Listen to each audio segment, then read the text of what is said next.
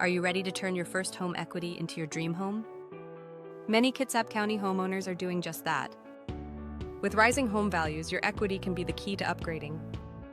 If you've sold your first home in Port Orchard, Bremerton, or Silverdale, you likely have built significant equity. This equity opens doors to larger, better located homes. Understanding how to estimate and use that equity strategically is crucial. First, get your current home market value. Consult a local agent for an accurate comparative market analysis.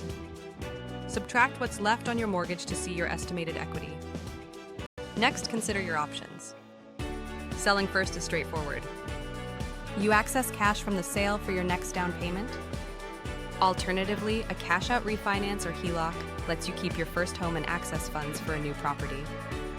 Remember, timing matters too. Spring brings the most listings, while fall can offer motivated sellers. Knowing when to buy can maximize your equity. Don't forget tax benefits. When selling, you might qualify for capital gains exclusion. This can save you thousands. Feeling overwhelmed? Don't worry. At Clint Edwards Mortgage, we specialize in guiding you through the move-up process.